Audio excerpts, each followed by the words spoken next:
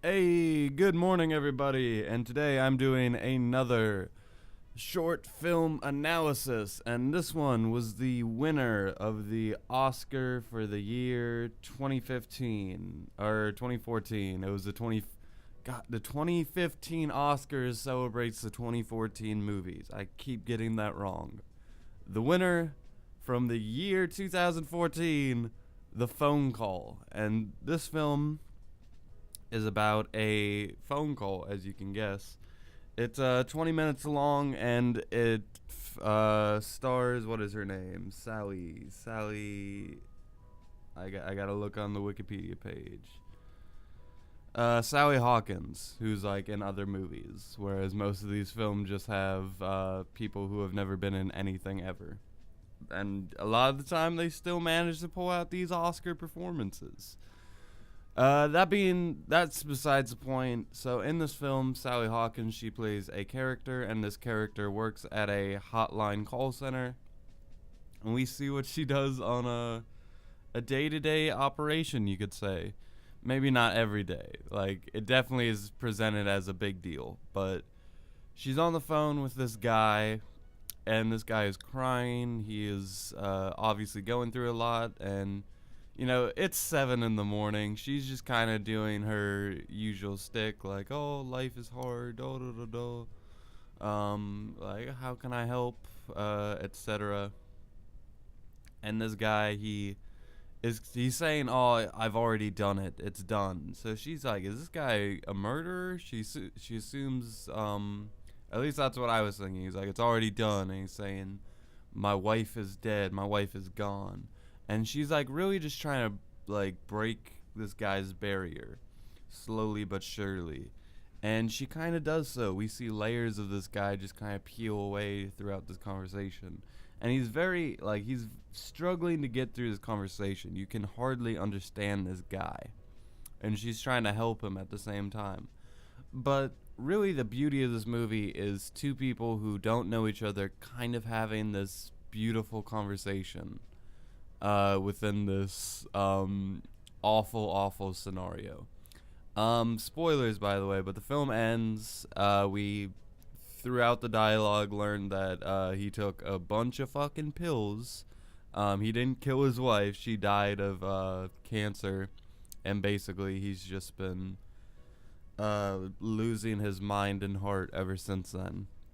And he was just, he didn't want to die alone, so he called the hotline call center as he was dying, which is very tragic, very sad. Oh my god, like it just pulls at your heartstrings. Good god. And I really felt for this guy. I really did. You really feel a weight from what he said. And this whole time she's like trying to get his information in order to get him help. She sends an ambulance by tracing the call, which she promised. She's like, "I won't trace the call," and then she was like, "Okay, I need to get this guy some help." And there's also a subplot with this other guy who works at the call center, which is it's only like 2 desks and 2 phones, so it can't be that busy of a hotline. And they have an obvious kind of romance thing going on. Just kind of something to light heart the situation, end on the silver lining. Because I was complaining about how all these other tragedies just end on void. And I think that void and absence, they're real emotions and they're real feelings, but like to make your film about that and to end the film on the fact to end your film on that feeling, it just sours my mood and kind of like doesn't make me think as highly of a film. I would like to think I'm a positive person at the end of the day.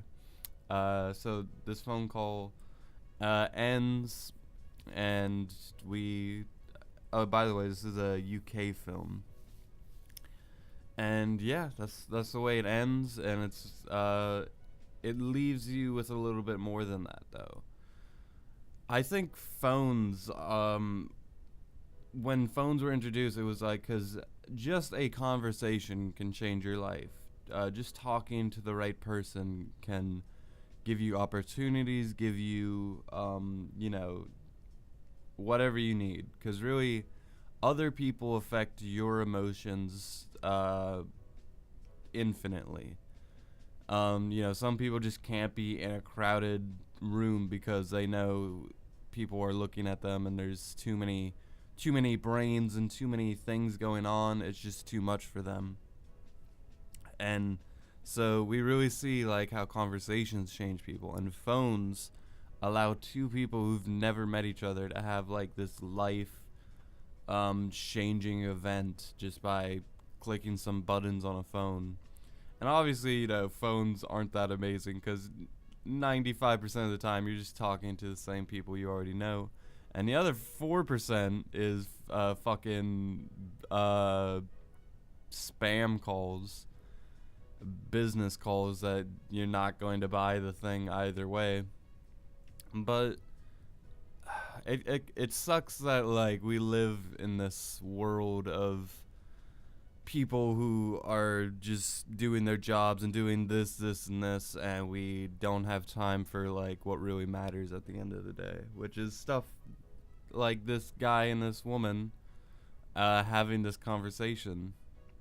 Unfortunately, it was before his death. And yeah, that was today's short film, The Phone Call, which I'm going to give a 6 out of 10. It was another good one. I still have a couple of the ones from this year to go through, so I can't say if it was my favorite of this year, but it definitely impressed me. Like halfway through this film, I was like, I don't know. Like we're getting a lot of the same camera angles, the same kind of like, let's slowly creep up on her as she's on the phone. Which, it's hard to film a phone call and make it look cinematic, but they try their best. And yeah, this is I didn't even mention there was this beautiful moment where this guy, his wife walks in, and I assume that it was like because this scene is followed with them carrying his body outside. So I assume this is what he was seeing kind of in his mind as he left. Because he was talking on the phone how much he just wanted his wife to walk in like nothing ever happened. Yeah, sad movie. Anyway, guys, I'll see you tomorrow with another episode. Thank you for watching. And with that, I leave you.